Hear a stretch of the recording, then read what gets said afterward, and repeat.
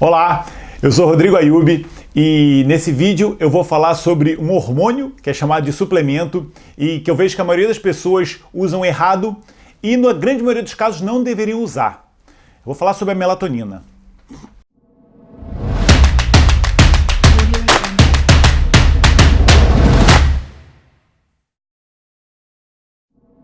Bom, então é assim, eu vou falar nesse vídeo sobre um hormônio, né, que é chamado de suplemento e que é vendido nos Estados Unidos até em posto de gasolina. No resto do mundo ele é vendido, no Brasil até foi proibido até recentemente, no resto do mundo ele é vendido sob prescrição médica, eu acho mais correto, porque o uso da melatonina tem que ser uma coisa muito rigorosa, feito só em algumas situações, e eu vejo que as pessoas usam como suplemento alimentar, e isso pode gerar várias alterações na nossa fisiologia e que não é o ideal, já que no momento que a gente quer promover saúde, né? Então assim, melatonina, um hormônio produzido que a principal função é regular no nosso corpo uma coisa chamada ciclo circadiano, ou seja, é o ciclo de vigília e sono. É um ciclo que dura em média 24 horas, né? Por isso tem esse nome circadiano, cerca de um dia, e que faz com que o nosso corpo, durante o dia, esteja em estado de alerta e à noite esteja em estado de sono, que é aquele momento do sono reparador.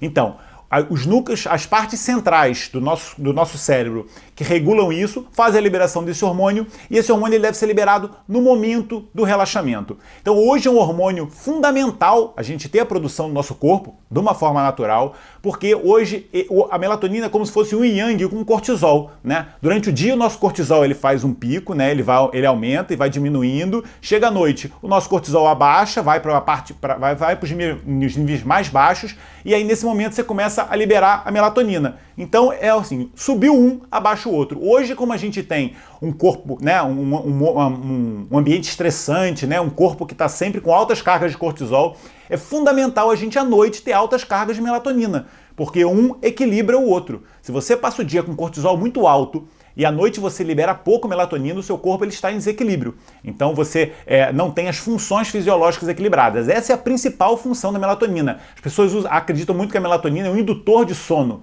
mas não é nada disso. A melatonina é um hormônio produzido à noite para processos de reparação que acontecem na nossa fase do sono, tá bem? Acontecem principalmente naquelas fases de sono mais profundo. E se a gente conseguir atingir essas fases de uma forma natural, o nosso corpo secreta naturalmente a melatonina e tem a função reparadora otimizada.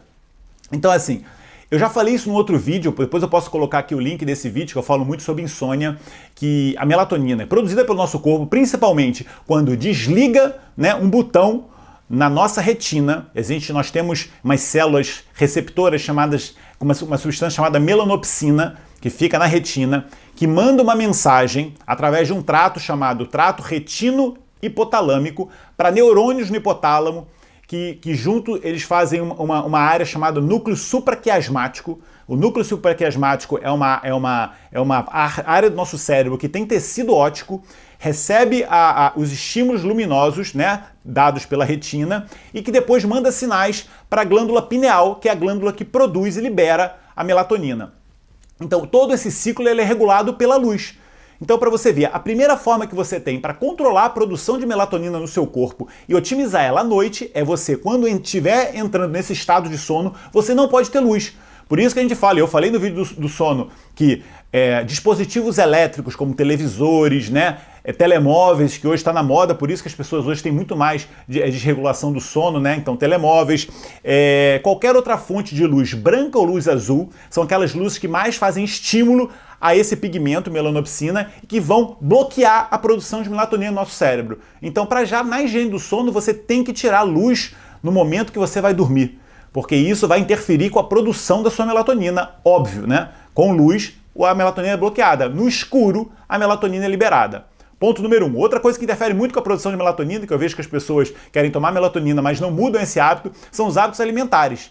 Né, principalmente à noite, evitar café, álcool, né, qualquer bebida estimulante é muito ruim. Você tem que fazer uma alimentação leve, rica em potássio, rica em magnésio, rica em triptofano, que é o aminoácido que vai produzir a melatonina, né, é um precursor da melatonina e da serotonina.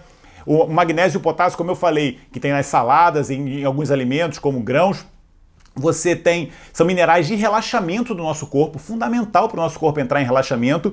E além disso, ainda tem alguns alimentos ricos em melatonina. Então as cerejas, os aspargos, o gengibre, as nozes, são alimentos que são ricos em melatonina, de uma fonte natural, né? Você, a partir desses alimentos, não vai fazer uma sobredosagem de melatonina. Então, procurar a ingesta desses alimentos à noite, né? Alimentos leves e nutritivos.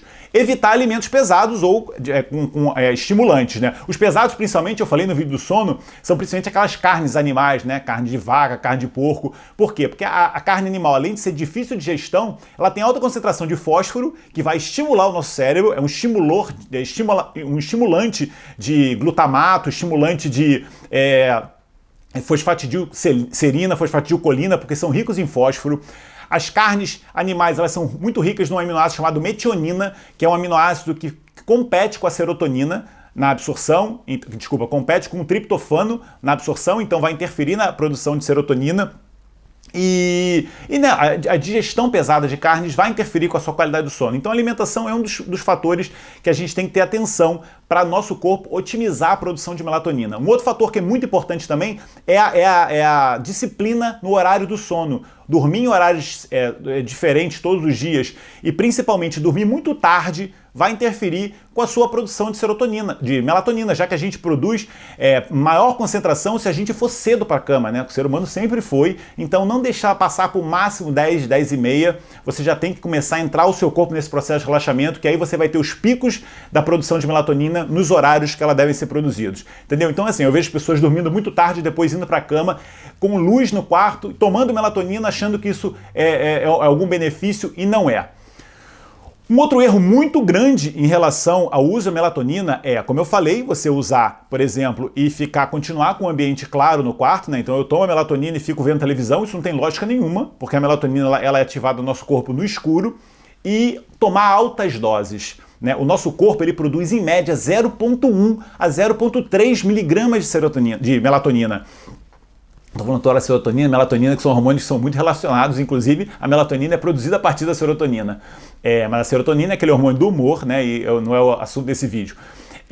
Então o que acontece? Quando você toma, por exemplo, um suplemento com 10 miligramas de melatonina, que existe no mercado, você está tomando uma dose altíssima de melatonina, uma dose que o nosso corpo não produz, e é óbvio que você vai ter efeitos colaterais desse excesso de melatonina, que pode ser até uma hipersonolência ao longo do dia, porque você continua com melatonina no seu sangue, apesar de já ter acordado. Então, efeitos gastrointestinais, o excesso de melatonina hoje está relacionado com incidência de depressão, o excesso de melatonina está relacionado com aumento de incidência de convulsões em pacientes epiléticos, aumento de alergias em pacientes alérgicos, alterações de doenças autoimunes, ou seja, o seu corpo se desregula se você faz altas doses. Se o nosso corpo fisiologicamente produz de 0,1 a 0,3, não tem lógica você tomar 10 miligramas. Você pode tomar uma dose em média até 3 miligramas, dependendo de como seu corpo absorve também, porque a biodisponibilidade da vitamina da melatonina via oral é de mais ou menos 15%, 15 a 20%. Vamos calcular mais ou menos 10 a 20%. Então, se você toma 3 miligramas, você tem que calcular que realmente você está tomando 0,3 miligramas. Então, é mais ou menos uma dose fisiológica. Você tem que calcular 10% do que você toma. A menos que você tome use spray nasal de melatonina, que é muito melhor absorvido, ou então sublingual. E aí sim você deve tomar nas doses fisiológicas, no máximo até 0,5 miligramas. Mais que isso é uma sobredose, entendeu? Então se você tem um comprimidinho de 2 miligramas, você corta ele em 4 e você toma o comprimido para você não atingir doses acima do que o seu corpo produz, caso você tenha indicação de tomar a substância. Então, vou dizer, as principais indicações do uso da melatonina, né, e que eu vejo que realmente essas pessoas deveriam usar em alguns períodos da vida, são as pessoas, por exemplo, que estão passando por uma fase de estresse muito grande. Então, como eu falei, elas liberam muito cortisol durante o dia, elas precisam de doses altas de melatonina à noite, né, pelo menos as doses fisiológicas, e às vezes elas não conseguem, por causa do excesso de cortisol, produzir naturalmente, então essas pessoas podem repor. Estresse excessivo, o jet lag, né, que é uma das formas mais conhecidas, quando a gente faz viagens intercontinentais. Há pouco tempo eu fui para a Austrália, então meu corpo estava com os horários totalmente regulados, então nesse momento eu tomei a melatonina nos horários que eu tinha de sono para enganar o meu corpo de que, né, era o momento dentro do meu ciclo circadiano habitual de ser liberada a melatonina. Então jet lag é importante, e também trabalhadores por turnos, né? Aquelas pessoas que têm turnos de trabalho diferentes ou então fora do horário. Essas pessoas podem tomar melatonina no momento que fecham a luz no quarto e entram no processo de relaxamento, deu? Mas lembrar sempre, tem que fechar a luz para tomar melatonina. Não é tomar melatonina e ficar vendo televisão, porque nem se deve ver televisão no quarto. Principalmente se for um noticiário ruim, porque estressa mais ainda você e vai interferir com o seu sono. Então, alguns medicamentos, né? Se você usa alguns medicamentos, e aí você tem que conversar com o seu médico, como beta-bloqueadores, os inibidores da recaptação de serotonina, porque eles vão mexer com a serotonina e vão acabar mexendo com a sua produção de melatonina. Alguns outros estimulantes, alguns outros antidepressivos. Existem algumas medicações que interferem com a nossa produção de melatonina, então, nesses casos, a pessoa deve fazer suplementação. E é para aí. A maioria das pessoas tomam melatonina, que eu vejo, para melhorar a qualidade do sono. E isto não tem lógica, né? A melatonina, ela não vai fazer você melhorar a qualidade do sono se o seu fator causal não é baixa de melatonina, mas é assim, por exemplo, você dormir com luz no quarto, você ter muitos ruídos no quarto, né? Você tem interferências externas que vão fazer que o seu corpo não consiga entrar em relaxamento. Para isso, você tem que colocar o seu corpo em relaxamento. É por isso que eu digo, colocar o corpo em relaxamento do ponto de vista fisiológico é você estimular, por exemplo, um neurotransmissor chamado GABA, né? Que é o ácido gama-aminobutírico, que é um neurotransmissor de relaxamento. E para isso, você tem que deixar o seu corpo em relaxamento. Aqueles alimentos que eu falei, como o potássio, o magnésio, eles ajudam o nosso corpo a produzir o GABA. E de uma forma natural você vai produzir a melatonina. Então é lembrar disso. Eu falei dos antidepressivos, né? Então um dos piores antidepressivos em relação à nossa produção de melatonina é a fluoxetina, né? O famoso Prozac, que foi usado durante muitos anos, só que a fluoxetina ela tem flúor na composição e uma das coisas que interferem a longo prazo com a nossa produção de melatonina é uma coisa chamada fluorose, que é o flúor impregnando na glândula pineal e atrapalhando o seu funcionamento. Existem duas substâncias que fazem isso, a outra é o cálcio.